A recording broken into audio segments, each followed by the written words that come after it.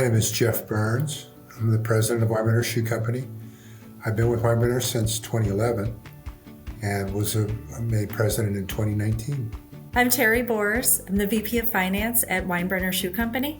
I've been with the company for a little over 10 years. Weinbrenner is a USA manufacturer of work boots. And we are serious work boots for the serious blue-collar worker. It was started by Albert H. Weinbrenner in 1892.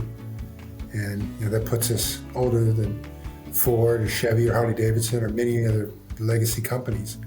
We were one of the largest shoe companies in the country back in the 20s in that era. The company was held privately by the Weinbrenner family, and the Weinbrenner family held it for a few years, and then they ended up selling it to Textron, of all people. And it wasn't just a really good fit, so they ended up 6 years later, in 1966, spinning it off to BATA. And a local group of businessmen got together and bought the company away from BATA. They weren't shoe people, they were business people. They had their own business to run, and they sold it to the employees. And we've been an employee-owned company ever since in 2000.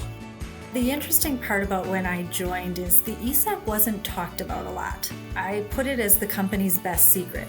They really didn't tell anybody about it. You kind of received a statement after you were here for a little over a year, and there wasn't much communication about it, and that's one of the best things that I see that's happened recently. ESOPs are not all that easy to understand.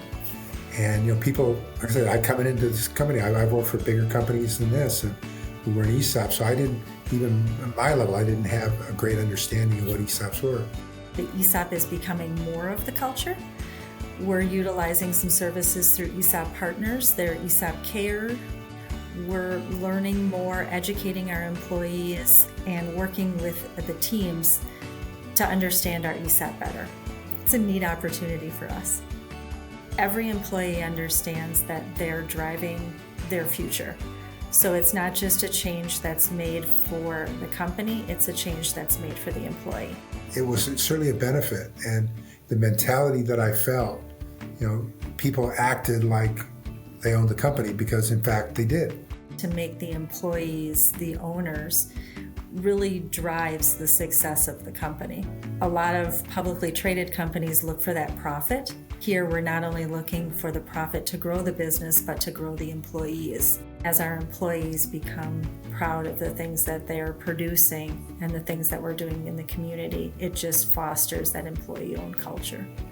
If the company did well through your own actions, through everybody's collective actions, you saw a return. It all adds up to we take great pride in what we do here as a company. We're investing in the future in both communities to make manufacturing stronger. We are building a $14 million facility, 70,000 square foot in Marshfield. Yeah, 135-year-old company, 130-year-old company, we double the size of it. We're going to double it again in the next 5 or 6 years. We want to say we're making better boots today than we made 10 years ago, and I think we are. And so working with ESOP Partners has allowed us to educate our employees. We had somebody from ESOP Partners come up and do an education session and just a fun little luncheon to reveal the share value. When we came in, we said, you know what? We're gonna hold quarterly town hall meetings, and we're gonna let you know where the company stands, where it's going, what the direction is.